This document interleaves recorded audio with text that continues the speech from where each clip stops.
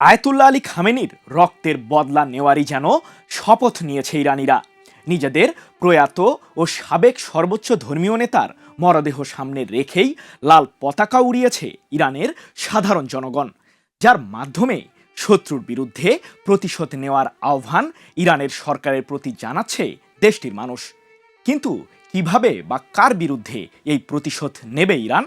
যদিও সাম্প্রতিক যুদ্ধের সময়ই ইসরায়েলের প্রধানমন্ত্রী বেনিয়ামিন নেতানিয়াহুর কার্যালয়কে লক্ষ্য করে বহুবার হামলা চালিয়েছে ইরানের সামরিক বাহিনী।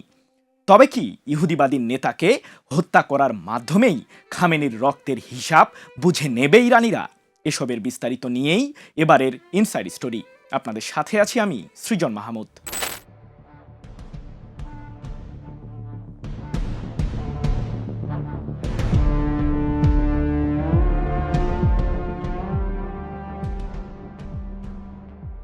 ইরানের সাবেক সর্বোচ্চ ধর্মীয় নেতা আয়াতুল্লাহ আলী খামেনির রক্তের বদলা নেবে ইরান। একটি বাক্য আর তাতেই যেন আবারও যুদ্ধের দামামা বেজে উঠল মধ্যপ্রাচ্যে। ইরানের সেনাপ্রধান প্রকাশ্যেই ঘোষণা করেছেন, খামেনির রক্তের প্রতিটি ফোঁটার প্রতিশোধ নেওয়া হবে। এই হুঁশিয়ারি শুধু যুক্তরাষ্ট্র ও ইসরায়েলের উদ্দেশ্যেই নয়, পুরো বিশ্বের জন্য এক নতুন বার্তা। তাহলে কি শোকের আনুষ্ঠানিকতা শেষ হতেই প্রতিশোধের কাউন্টডাউন শুরু করবে তেহরান? মধ্যপ্রাচ্য কি আবারও নতুন সংঘাতের দ্বারপ্রান্তে? রাজধানী তেহরানের গ্র্যান্ড মোসল্লায় যখন লাখো মানুষ প্রয়াত নেতা আয়াতুল্লাহ আলী খামেনিকে শেষ শ্রদ্ধা জানাচ্ছেন, ঠিক সেই সময়ই সাংবাদিকদের সামনে বজ্র কণ্ঠে বার্তা দেন ইরানের সেনাপ্রধান মেজর জেনারেল আমির হাতামি। তার বক্তব্যে ছিল না কোনো কূটনৈতিক রাগঢাক, ছিল সরাসরি প্রতিশোধের ঘোষণা। আমির হাতামি বলেছেন, আগের যে কোনো সময়ের চেয়ে আরও শক্ত অবস্থানে দাঁড়িয়ে যুক্তরাষ্ট্র এবং ইসরায়েলের বিরুদ্ধে প্রতিক্রিয়া জানাবে ইরান। শহীদ নেতা আয়াতুল্লাহ আলী খামেনির পবিত্র রক্ত বৃথা যাবে না। এই হামলার জন্য যারা দায়ী তাদের চড়া মূল্য দিতেই হবে। গত ২৮ ফেব্রুয়ারি যুক্তরাষ্ট্র ও ইসরায়েলের যৌথ বিমান হামলায় আয়াতুল্লাহ আলী খামেনি নিহত হন। সেই ঘটনার পর থেকেই ইরান জুড়ে শোকের পাশাপাশি ক্ষোভও জমতে থাকে। আর এখন সেই ক্ষোভই পরিণত হয়েছে প্রকাশ্য প্রতিশোধের অঙ্গীকারে। বিশ্লেষকদের মতে ইরানের সেনাপ্রধানের এই বক্তব্য শুধু আবেগের বহিঃপ্রকাশ নয়, বরং এটি একটি কৌশলগত বার্তা। ইরান বোঝাতে চাইছে, নেতৃত্বে আঘাত এলেও তাদের সামরিক ও রাজনৈতিক অবস্থান ভেঙে পড়েনি, বরং প্রতিক্রিয়া দেওয়ার প্রস্তুতি আগের চেয়ে আরও দৃঢ় হয়েছে। তবে এখন পর্যন্ত ইরান কি ধরনের প্রতিশোধ নেবে, কখন নেবে, কিংবা সেটি সামরিক হবে নাকি অন্য কোনো উপায়ে, সে বিষয়ে কোনো আনুষ্ঠানিক তথ্য প্রকাশ করা হয়নি। একইভাবে যুক্তরাষ্ট্র ও ইসরায়েলের পক্ষ থেকেও তাৎক্ষণিক কোনো প্রতিক্রিয়া আসেনি। যদিও একটি বিষয় পরিষ্কার, খামেনির মৃত্যুর পর ইরান নতুন এক অধ্যায়ে প্রবেশ করেছে। আর সেই অধ্যায়ে প্রতিটি বক্তব্য, প্রতিটি পদক্ষেপ এবং প্রতিটি সিদ্ধান্ত মধ্যপ্রাচ্যের ভবিষ্যৎ নিরাপত্তা পরিস্থিতিকে সরাসরি প্রভাবিত করবে। আয়াতুল্লাহ আলী খামেনির জানাজা ও বিদায় অনুষ্ঠানের মাঝেই গর্জে উঠেছে আইআরজিসি। ইহুদিবাদীদের বিরুদ্ধে লড়াই চালিয়ে যাবার ডাক দিয়েছেন ইরানের সর্বোচ্চ এই প্রতিরক্ষা বাহিনীটির প্রধান। কিন্তু কোন প্রক্রিয়ায় ইসরায়েলের বিরুদ্ধে লড়বে ইরানের সামরিক বাহিনী? প্রশ্ন হলো, তবে কি আরেকটি যুদ্ধের মুখোমুখি পুরো মধ্যপ্রাচ্য? একজন নেতাকে হত্যার মাধ্যমে কি তার আদর্শকে শেষ করা যায়? এই প্রশ্নের জবাব দিয়েই যেন পুরো বিশ্বকে নতুন বার্তা দিল ইরান। শত্রুরা ভেবেছিল নেতৃত্বে আঘাত হানলেই ভেঙে পড়বে তেহরান, কিন্তু আয়াতুল্লাহ আলী খামেনির মৃত্যুর পর প্রথমবারের মতো জনসম্মুখে এসে ইরানের সর্বোচ্চ প্রতিরক্ষা বাহিনী আইআরজিসির প্রধান এমন এক ঘোষণা দিয়েছেন যা আবারও বাড়িয়ে দিয়েছে মধ্যপ্রাচ্যের উত্তেজনা। তার স্পষ্ট বার্তা, ইরানকে দুর্বল করার স্বপ্ন যারা দেখছে তারা সেই দিনের সাক্ষী কখনোই হতে পারবে না। তাহলে ঠিক কি বললেন আইআরজিসি প্রধান? কেন তার এই বক্তব্যকে শুধু শোক বার্তা নয়, বরং ভবিষ্যতের লড়াইয়ের ঘোষণা হিসেবে দেখা হচ্ছে? আইআরজিসির প্রধান মেজর জেনারেল আহমেদ ভাহিদি প্রয়াত সর্বোচ্চ ধর্মীয় নেতা আয়াতুল্লাহ আলী খামেনির প্রতি গভীর শ্রদ্ধা জানিয়ে বলেছেন, একজন নেতার মৃত্যু কখনোই তার আদর্শের মৃত্যু নয়, বরং সেই আদর্শ আরও শক্তিশালী হয়ে জাতির ভেতরে বেঁচে থাকবে। ইরানের রাষ্ট্রীয় টেলিভিশনে দেওয়া বক্তব্যে ভাহিদি আরও বলেছেন, আমরা কখনোই আমাদের নেতার পথ থেকে বিচ্ছিন্ন হব না। তিনি আমাদের হৃদয়ে, আমাদের চেতনায় চিরকাল বেঁচে থাকবেন, তাই তাকে আমরা কখনো বিদায় বলবো না। এরপরই তিনি সরাসরি ইরানের প্রতিপক্ষদের উদ্দেশ্যে কঠোর বার্তা দেন। তার ভাষায়, যারা ইরানের মর্যাদা, স্বাধীনতা ও শক্তি সহ্য করতে পারে না, তারা জেনে রাখুক, শহীদ নেতার পবিত্র রক্তই ইরানের বিজয়ের নতুন অধ্যায়ের সূচনা করবে। আর ইরানকে আত্মসমর্পণ করতে দেখার যে স্বপ্ন তারা লালন করছে, সেই স্বপ্ন কখনোই পূরণ হবে না।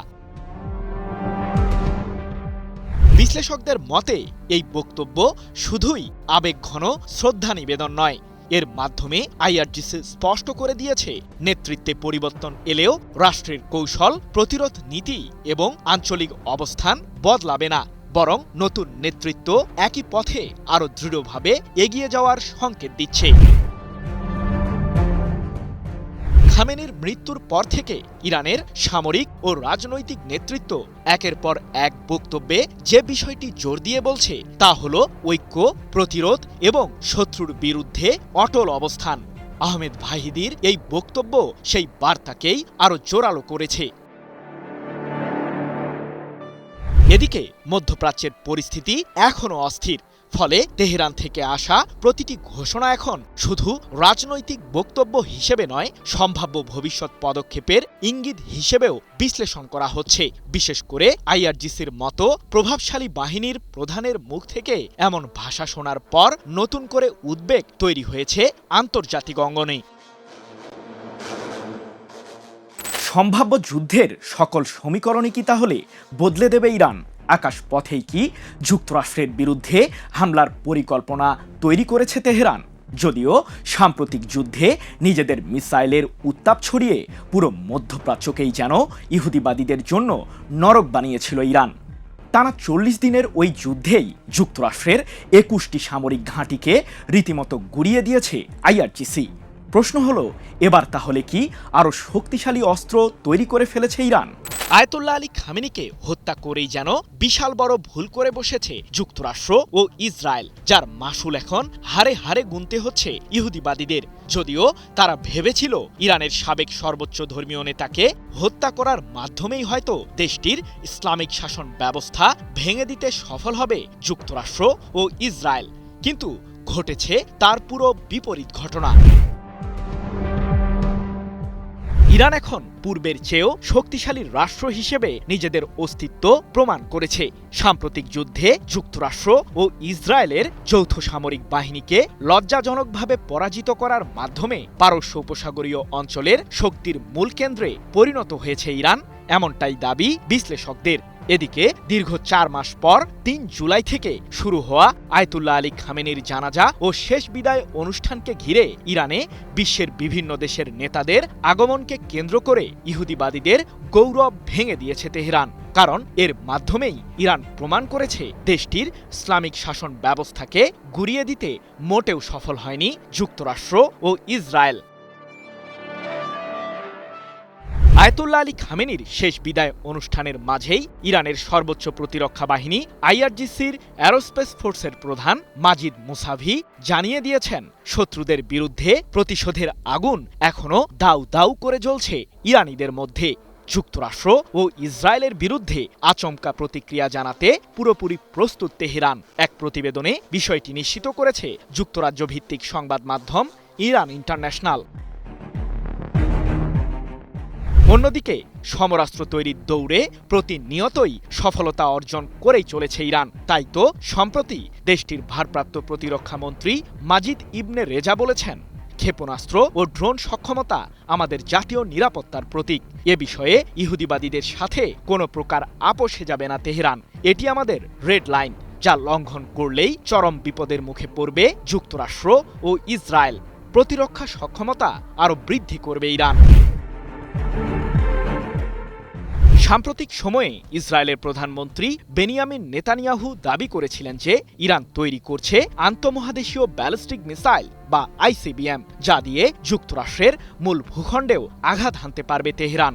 যদিও ইহুদিবাদী নেতার এই দাবিকে কেন্দ্র করেও রয়েছে বিশ্লেষক মহলে নানান প্রশ্ন, কারণ এই মুহূর্তে ইরানের কাছে নেই কোনো পারমাণবিক অস্ত্র, আর এই মারণাস্ত্র ছাড়া আইসিবিএম মিসাইল তৈরি করা অনেকটাই অর্থহীন বলেই মনে করছেন সমরবিদরা।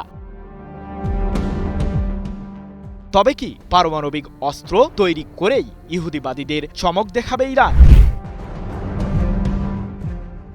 আইআরজিসি সংশ্লিষ্ট সংবাদ মাধ্যম ফার্স নিউজের বরাতে সম্প্রতি আন্তর্জাতিক বেশ কয়েকটি সংবাদ মাধ্যম দাবি করেছে যে পারমাণবিক অস্ত্র তৈরির দৌড়ে প্রবেশ করতে চলেছে ইরান, কারণ দেশটির সরকারের শীর্ষ মহল মনে করছে যে ইহুদিবাদীদের দমানোর জন্য এখন একমাত্র পথ এই মারণাস্ত্র অর্জন করা। চোখের সামনেই নিজেদের মহান নেতার মরদেহ, সেই শোকে স্তম্ভিত পুরো ইরানি জাতি। কিন্তু শোক থেকেও যে শক্তি অর্জন করা যায় সেটার প্রমাণ দিতেও ভুলছেন না ইরানিরা। Death to America, death to Israel স্লোগানে খামেনির জানাজা স্থল প্রকম্পিত করে তুলছেন ইরানের জনগণ। সামরিক শক্তি অর্জনের দিক থেকেও অটল অবস্থানে দেশটি, তা দেখে অবশ্য বেশ ভয়েই আছে ইহুদিবাদীরা। যখন তখন যে ইরানের মিসাইল আর ড্রোনের বহর উড়ে এসে যুক্তরাষ্ট্র ও ইসরায়েলের ঘাঁটি গুড়িয়ে দিতে পারে, সে শঙ্কাতেই যেন দিনাতিপাত করছে ইহুদিবাদীরা।